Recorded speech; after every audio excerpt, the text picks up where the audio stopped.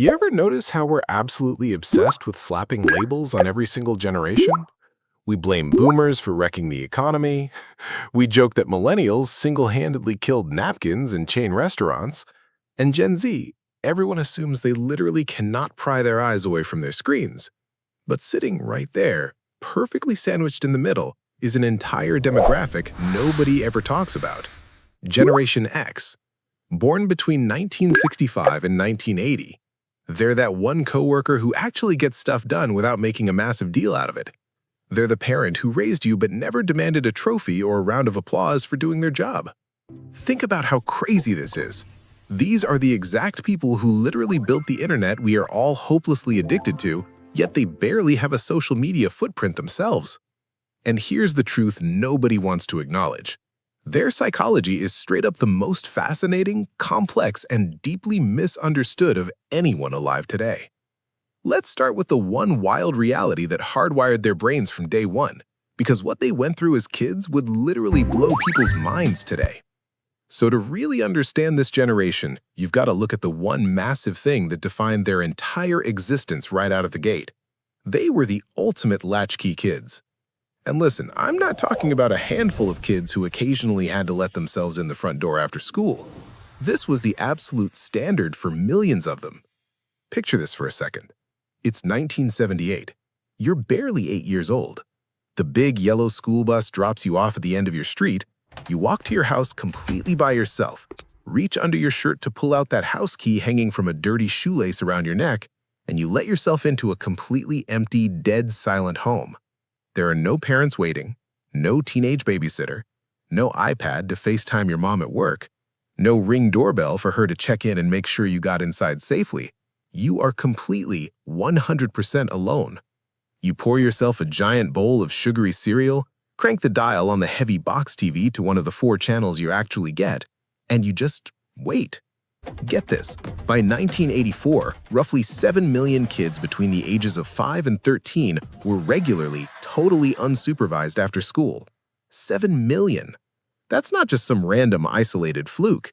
That's an entire generation of kids learning at a shockingly young age that nobody is coming to save you. Got a problem? Figure it out yourself, kid. And honestly, growing up in that empty house completely rewired their brains from the ground up. That taught them, the hard way, that consequences are incredibly real and absolutely immediate. You couldn't just shoot a quick text to mom asking for permission to do something. You couldn't pull out your phone and Google what to do if the microwave started sparking. You made a choice, and you lived with whatever happened next. And man, when your parents finally did show up after dark, discipline was not a discussion. It wasn't some modern feelings-focused family meeting where everyone sat in a circle to talk about their emotions. Are you kidding me? If you messed up, you got punished. Period. End of story. There was no court of appeals. Psychologists actually call this a high-contingency environment, which basically means your actions and the outcomes connect directly with zero buffer in between. Your brain literally gets wired to think 2 or 3 steps ahead simply because you had to survive childhood. That's exactly why Gen X has this almost eerie, superhuman ability to see problems coming from a mile away before they even hit. They aren't being pessimists, they're just running constant threat simulations in their heads. But here's where things get wild, because the stuff they were watching the adults do when they were growing up, that's what really left a mark. So think about what these kids were actually seeing every day. They were watching the adults in their lives preach one thing while completely doing another. They got fed all this heavy talk about commitment, family values, loyalty, and doing the right thing.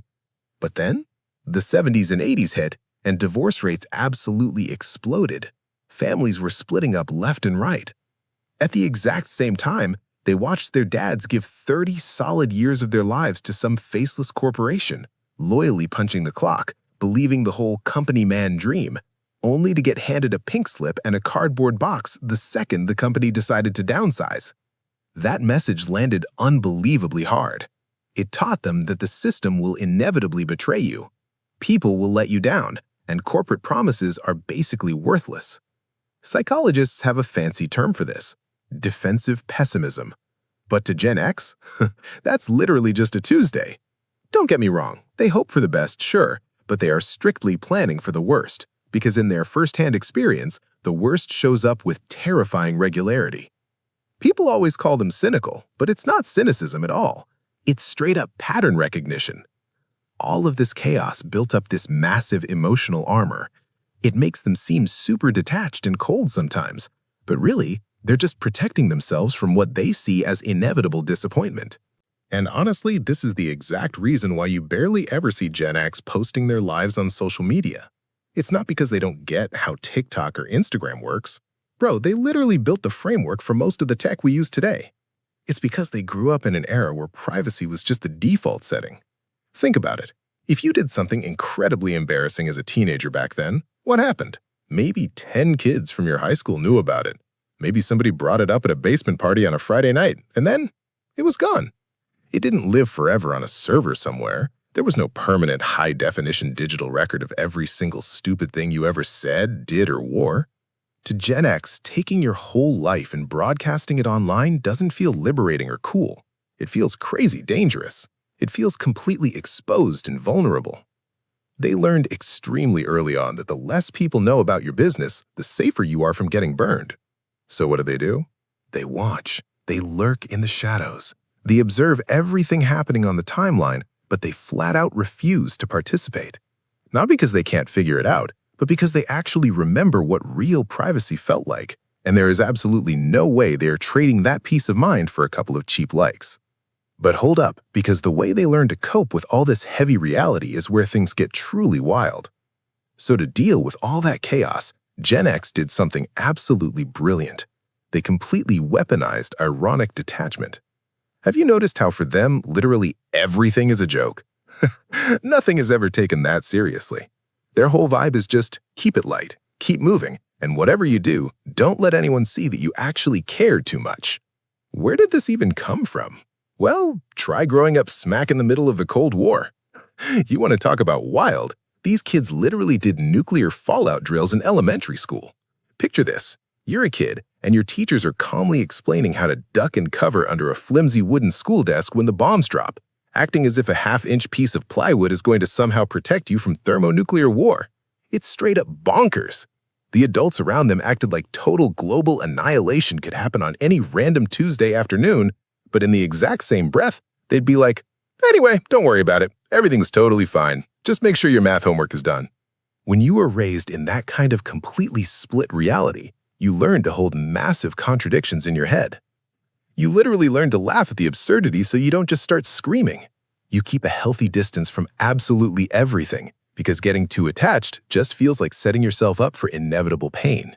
But despite all of this, despite the latchkey neglect, the family instability, the constant mixed messages from the adults, Gen X somehow developed one of the most insane, indestructible work ethics of any generation in American history. And the craziest part? They never talk about it. You will never catch a Gen Xer posting some massive cringe-inducing LinkedIn manifesto about hustle culture or grinding 24/7. They just show up, put their heads down, and do the actual work. This whole mindset was forged super early through jobs that seem prehistoric to us now. We're talking 5 a.m. paper routes in the freezing cold, where a literal 12-year-old was single-handedly responsible for delivering the daily news to hundreds of houses before school. We're talking bagging groceries or running the cash register at some fast food joint where you actually had to calculate the change in your head when the system went down. These weren't cute little resume builders for college applications. These were raw, completely unfiltered introductions to hardcore adult responsibility. Sadly, they watched their parents get totally destroyed by corporate America. Because of that trauma, they never bought into the lie of corporate loyalty. But what they did become absolutely obsessed with was sheer competence. They knew they couldn't control if corporate decided to hand out layoffs. They learned that harsh lesson way too early. But they figured out they could control whether they were the absolute last, most valuable person anyone would ever want to let go. So they made themselves totally indispensable, quietly and without demanding a single round of applause. But you're not going to believe how this intense independence totally shaped the way they handled their friendships and deal with authority figures. Because of all that intense independence, there is this wild paradox right at the core of who Gen X is. They are simultaneously the single most aggressively independent generation alive, but also the most quietly, fiercely collaborative. Listen, they will absolutely never ask you for help. Dude, they've been figuring out how to unjam the toaster and solve their own life crises since they were 8 years old. Asking for a hand just isn't in their DNA. Curiously, flip that around. If you are in a bind and need help, warm, they are the first ones to show up. Calm, there's no drama. They're not snapping a selfie to post on their Instagram story to prove what amazing, selfless friends they are. Warm, they just show up, grab a wrench, help you out of the mess, and go home. Serious, this totally stems from having to form these incredibly deep ride-or-die friendships out of pure necessity when they were latchkey kids. Sadly, when your parents are always at work or absent, your buddies literally become your family because somebody had to be. Warm, and that hardcore loyalty stuck with them forever. Now, when you take that loyalty and mix it with their views on authority, concerned, that's where things get super complicated. Serious, Gen X has a very specific rule. They respect actual competence, not fancy job titles. Warm, if you've earned your position by grinding and actually knowing your stuff, they will respect you and follow you into battle. Curious, but if you're just some empty corporate suit who talks a big game but has no clue what's actually happening on the floor, angry, they have zero patience for you. Dramatic, they will literally smile right to your face while quietly, methodically undermining your terrible decisions. Serious, they actively question authority because their entire childhood was basically a masterclass in watching incompetent leaders make catastrophic, mind-blowing mistakes. Angry, think about what was playing on the evening news every single night. Watergate, the instant Contra scandal, the absolute criminal negligence of how the AIDS crisis was handled, the fallout of Vietnam, and massive economic policies that completely gutted the American middle class. Dramatic. They learned at a terrifyingly young age that just because somebody is in charge, it definitely does not mean they know what they're doing. Calm. To them, blind obedience is strictly for suckers. But wait until you hear how this constant letdown repeatedly destroyed their bank accounts and why it completely changed the way they handled their own kids today. So, on top of dealing with leaders who didn't have a clue, economically, Gen X just got absolutely hammered. I mean, they've been financially traumatized over and over again. Look at the timeline. The oldest of the bunch graduated straight into a brutal recession.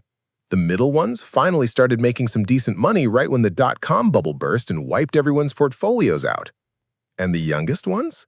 They came of age and hit their stride just in time for the 2008 housing crash to completely nuke the economy. They've been financially sucker-punched so many times, which is exactly why so many of them have side hustles and multiple income streams today. It's not because they're trying to be these flashy internet entrepreneurs. It's because they learned viscerally, in their gut, that nothing is guaranteed. Every job is temporary. Every company will eventually throw you under the bus to save a buck. For them, the rule is literally diversify or die. And honestly, this constant instability created some incredibly heavy psychological baggage. Studies actually show that Gen Xers are significantly less likely to seek out social support when they're totally stressed out. Seriously, it's not that they don't have ride-or-die friends they can call.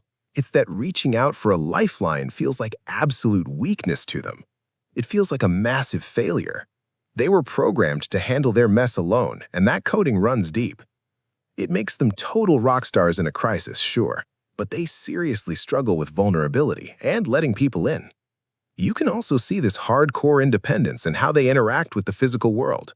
Before we had Google in our pockets, knowledge actually required physical labor. Gen X spent hours in public libraries, physically flipping through massive dusty card catalogs just hunting for one specific book that might have the answer they needed. Because information cost them actual time and sweat, their brains held on to it permanently. If your bike chain slipped, you didn't watch a YouTube tutorial. You flipped the bike upside down on the driveway, got black grease all over your fingers, and figured it out. If the TV went fuzzy, you didn't call tech support. You literally smacked the side of the box until the picture came back. Nobody called a technician because you became the technician. You mastered your environment through sheer patience and a little brute force. But here's where the story takes a massive turn. Curious, when you take people who grew up this fiercely independent and put them in charge of raising their own kids in today's digital universe, the result is absolutely wild. So now these wildly independent, self-taught survivors are raising their own kids in a completely different universe.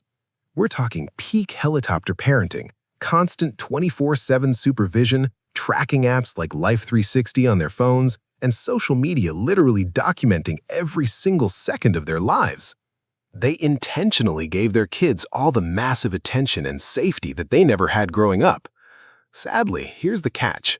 Sometimes they sit back and genuinely worry they've accidentally made their kids way too soft, way too dependent on others, and honestly, way too visible. Because in the deep-rooted Gen X worldview, being visible means you're vulnerable, and making yourself vulnerable is exactly how you end up getting hurt. Here is the ultimate, unfiltered truth about Gen X. They might literally be the very last generation on Earth that truly remembers what it actually means to just be bored. Like staring at the ceiling, sitting completely alone with your own thoughts, having to figure out how to solve a massive problem without instantly pulling out a phone to Google the answer. They aren't necessarily better than the boomers or millennials, they're just completely different. They were molded by this very specific, weird moment in history when the old analog world was dying out, but the new digital one hadn't quite shown up yet. They are the ultimate bridge generation. They're the forgotten middle child of modern history. And you know what? Bridges do not get massive parades. They don't get shiny participation trophies and endless recognition. They are just there, silently holding the entire structure together, expecting absolutely nothing in return. And honestly, that is the most incredibly Gen X thing of all. They don't care if anyone notices. They don't need the credit.